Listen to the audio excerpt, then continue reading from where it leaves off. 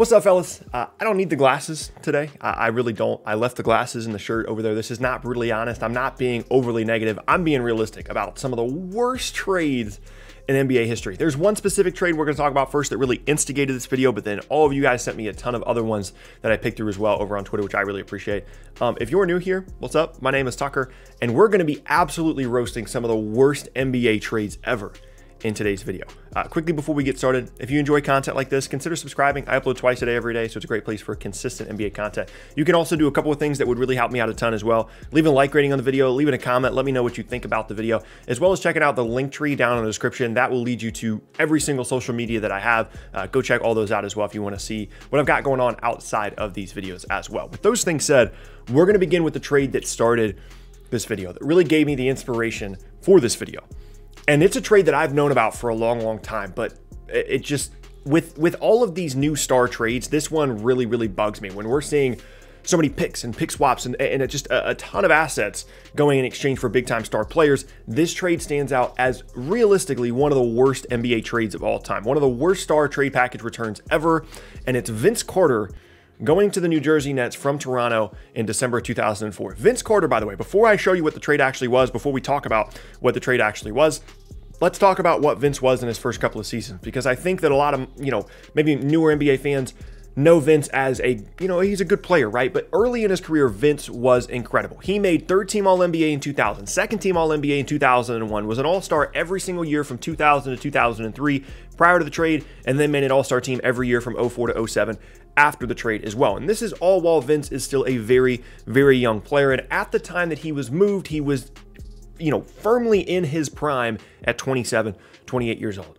And the Toronto Raptors traded Vince Carter for Alonzo Mourning, who, by the way, was a bad contract, and they waived him immediately. This was not like, oh, we're getting Alonzo Mourning. Like, he was a bad contract, and they waived him immediately. Provided zero value to Toronto. Aaron Williams and Eric Williams, who did basically nothing. They were kind of there. They did some things, but they basically didn't do anything. And then two future first-round picks as well. A 2005 first that became Joey Graham.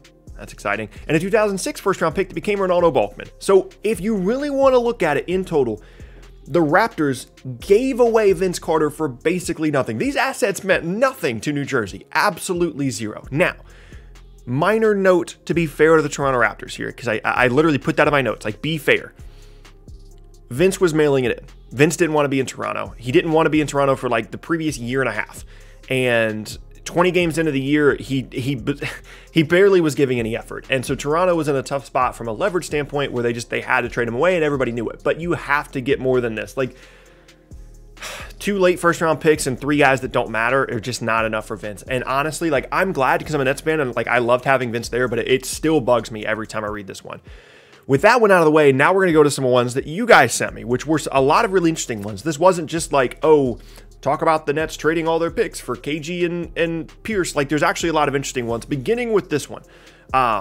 So it says that Ray Allen went to Boston from Seattle in exchange for Delonte West, Wally Szczerbiak, and the 2007 5th overall pick, which was Jeff Green. And Boston also got Glenn Davis as well in the deal. And it says that Ray was coming off his best year, 26 points per game. Wally and Delonte would only be in the league for another few years. Green would be solid, ended up trading for Perkins, hurting their salary and contributing to them not being able to bring back Harden. So, as you can see, the full trade here is Ray Allen and Glenn Davis for Jeff Green, Wally Szczerbiak, Delonte West in 2008 second, which is literally irrelevant. So here's the issue. Ray Allen is still just 31 years old, which, given his game, we saw how many more years Ray Allen played. Had a really good season the year before. Boston was trying to build this super team. They got Allen first, then they got KG. And I know that the 5th overall pick in the draft is exciting, and Jeff Green honestly should have been a much better player than he was, but this is just simply not enough value, not even remotely close to enough value for Ray Allen, who was still a very good player. There was some upside potentially for guys like Szczerbiak and West, but basically this is the 5th overall pick in the draft for Ray Allen, and that's just simply not enough. And as he mentions later, the Thunder then would end up trading Jeff Green, the eventual Thunder would end up trading Jeff Green to Boston for Kendrick Perkins, who I don't really think ever helped them at any point try and win a championship, because they were awful when he was on the floor in the postseason, and as he mentions, was one of the reasons that they were prevented in their mind from bringing back James Harden, which not all of that was a financial situation, but still really poor trade, and I thank you for sending it in. Next up, Vincent sends us a deal This one, I knew what he was talking about, but I had to go back and look at the specifics because this is honestly a pretty infamous one. So the situation is Sacramento wants to be players in free agency, but they've got some contracts on their roster that they want to get rid of in order to do that. So they trade Nick Stauskas, Jason Thompson, a 2017 first, which I believe was a pick swap. This 2017 first became Tatum, but they also got De'Aaron Fox, as you can see down the road. So basically, a 2017 first-round pick swap from Philadelphia, a 2019 first, which became Romeo Langford, to the Sixers in exchange for 2 random players in the pick swap, right? So basically, they dumped salary, right? They dumped Carl Landry, Jason Thompson, and Nick Stauskas, and a pick swap and a pick in order to open up some cap space. And the reasoning at the time, I went back and looked at articles for this, was they wanted to chase after a couple of different free agents, those being Rajon Rondo, Wes Matthews, and Monte Ellis. And this move gave them $20 million in cap space, and they lost out on Wes Matthews. They ended up signing Rajon Rondo at a 1-year, $10 million deal. And they gave up 2 picks, basically 2 picks. I mean, the Tatum pick swap thing you can talk about. I mean, that was the Philly thing that they gave up in order to get Fultz, and that went really poorly. And then Romeo Langford hasn't necessarily become anything to this point, but just to look at it as a whole, why are you dumping salary to go and get 29-year-old Rajon Rondo or Wes Matthews or Monte Ellis? It's not like the Kings were doing anything great at this point in their franchise history. There's literally no point in making this move. It's an incredibly frustrating one to look back on. One that just makes absolutely no sense at the time or now. And I thank you for sending it in. Next up, this is one that's been talked about a lot, but there are some details that we need to have a discussion about. So, Pau Gasol goes to LA, wins a couple of titles from Memphis. He doesn't want to be in Memphis anymore. For whatever reason, no conversations were had with any team other than the Lakers. And there are executives that you get listen to podcasts, you read articles. There are executives around the league that are still incredibly upset about the fact that they didn't even know that Pau Gasol was on the trade market. They didn't even get a chance to make an offer. And Memphis accepted a package that included Kwame Brown, Javaris Crittenton, Aaron McKee, 2 first-round picks, and a pick that would eventually become Marc Gasol. The 2 first-round picks became Dante Green and Grievous Vasquez. Grievous Vasquez was an okay player. Dante Green was not. So they basically gave away Pau Gasol. Oh, but no, Tucker, but they got Marc Gasol. And, they knew that Marc Gasol was going to be a really good player. They had scouted him, so that he was a really critical part of the trade package. Oh, really? So this trade goes down in February of 2008, right? The 2009 draft rolls around. It's a really, really good draft. You've got James Harden possibly available. Memphis has the 2nd pick in the draft. James Harden is available. Steph Curry is available later on in that top 10 as well.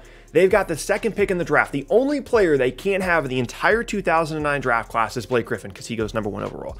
They had an option to pick any number of really good wings and guards in that class. DeMar DeRozan, whatever.